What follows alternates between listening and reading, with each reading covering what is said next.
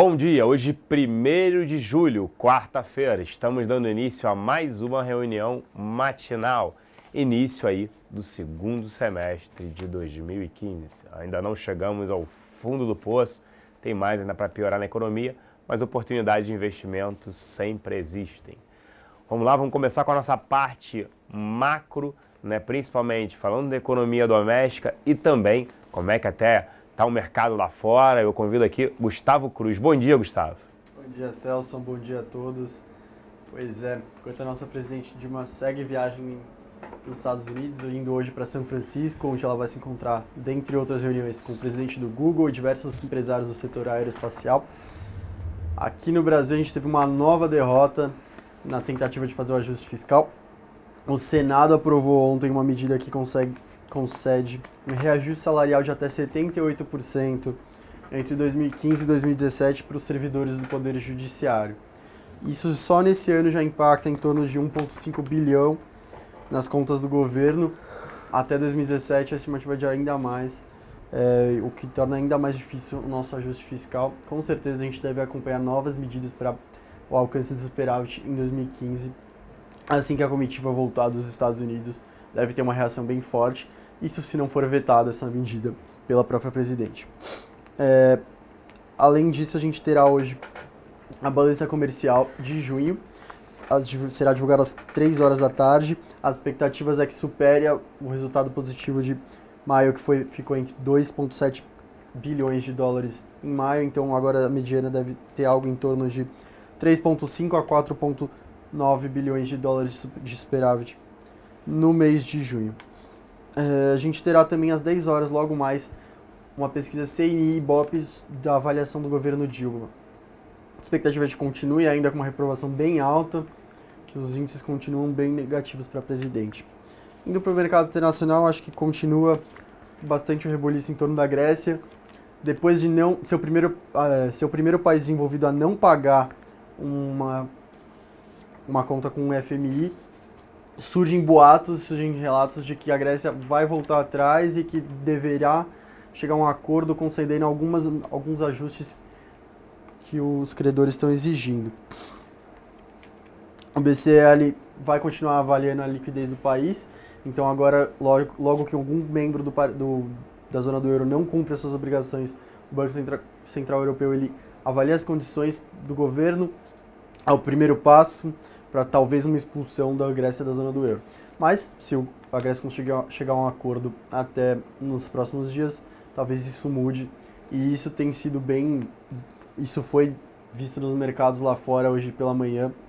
As bolsas europeias acreditam nesse acordo permanecer em alta pela manhã, e as bolsas asiáticas só não ficaram na totalidade em alta porque vieram dados bem negativos lá na China. Então a bolsa de Xangai caiu em torno de 5% hoje pela manhã. Além desse desenrolar da situação grega, a gente teve diversos dados de PMI, tanto na Europa quanto na Ásia. Os dados europeus vieram positivos, a gente vai destacar negativamente o Reino Unido, que caiu, mas a gente tem a zona do euro, o PMI industrial da zona do euro atingiu o maior nível desde 2014, ele foi de 52,2 para 52,5, só lembrando que acima do patamar de 50 quer dizer que eles acreditam numa expansão da atividade, ou seja, a indústria continuará se expandindo nos próximos meses. Indo para os países dentro da Europa, especificamente, a Alemanha teve uma alta de 51,1 para 51,9 e a França, o indicador passou de 49,4 para 50,7. Então, a gente vê que na França foi um dado que reagiu bem positivamente o mercado frente a esse dado, porque passou da barreira dos 50 pontos. No Reino Unido, a queda foi de 51,9 para 51,4. É o menor nível em 26 meses, mas ainda assim ainda está acima de 50. Então eles ainda acreditam numa expansão, mas numa expansão um pouco mais desacelerada. Na parte da China, o PMI veio estável, o PMI oficial veio estável enquanto eles esperavam uma expansão. E na medida pelo HSBC e pela Markit foi de 49,2 para 49,4. Eles também divulgaram o PMI oficial de serviços na China, foi de 53,2 para 53,8, mas o mercado acho que reagiu um pouco mal aos dados que não vieram em linha com as expectativas do PMI industrial. A bolsa em Tóquio fechou avançando 0,5, também ajudado por uma pesquisa do Tencam, que divulgou que os empresários estão mais otimistas com a situação japonesa. Eu vou me despedir agora, a gente se encontra logo mais no XP Connection, onde a gente vai falar hoje um pouco de todo esse cenário internacional. Novamente a gente vai comentar o desenrolar da crise grega e comentar também um pouco do que não está sendo tão discutido nos mercados atualmente, por conta da Grécia, tanto do Japão quanto da China. Até mais, pessoal. Obrigado, Gustavo. Aqui os locais ontem terminaram o dia, net vendedores em 23 milhões de reais. Destaque na compra para Cielo, CCR, Lojas Renner, Cosan e Ultrapar. Na ponta vendedora, destaque para Vale 5, Pão de Açúcar, Lame 4, Ambev e Itaúsa. Já nas duas pontas, Petro 4, Itaú, Bradesco, Klabin 11 e BB Seguridade. Os estrangeiros terminaram o dia net compradores em 5 milhões de reais, com destaque na compra para Ambev, Braskem, Lame 3, TOTS e Bradesco 4. Destaque na venda para Petro 3 e 4, Qualicorp e Dufre, DAGB 33. Nas duas pontas, Vale 5. Destaque Small Caps, SLCE 3, OIBR 3, Arezo, Ser Educacional e QGEP. Tá? Vale destaque aqui na parte de empresas, Petrobras, a Assembleia Geral aí extraordinária para aprovar a reforma do Estatuto. Não vejo tanto grandes detalhes sobre essa AGE. Ontem o projeto do pré-sal do senador José Serra foi adiado, a votação para hoje, dado que a casa estava muito esvaziada, aquele reforma, modelo de partilha, será que vai sair ou não? Isso tenderia a ser positivo para a companhia. A gente segue cético com a Petrobras, principalmente porque o seu resultado operacional provavelmente vai vir abaixo do que foi o primeiro TRI, principalmente por um preço de gasolina e diesel lá fora mais elevado do que no primeiro trimestre, por exemplo, e também o alto endividamento aí da companhia. Metodologia de preços de combustíveis, saiu um rumor que poderia ser de 1 ano, quer dizer, não faz sentido nenhum. Você imagina que a partir de 1º de julho, a partir de agora, eles vão atualizar os preços da gasolina e diesel, daqui a 1 ano eles vão olhar quanto é que foi. Imagine o seguinte, teria que dar um reajuste de 30% para a gasolina depois de 1 ano. Será que vai dar? Isso impacta o IPCA em mais de 1%. Aí vai chegar na hora, então assim, pagar antecipado por isso, tem uma metodologia, mas 1 ano não faz sentido nenhum se isso mesmo for adiante. A própria empresa fala que tem uma metodologia de preços, mas ela não revela, não tem transparência. Eles falam que é estratégico.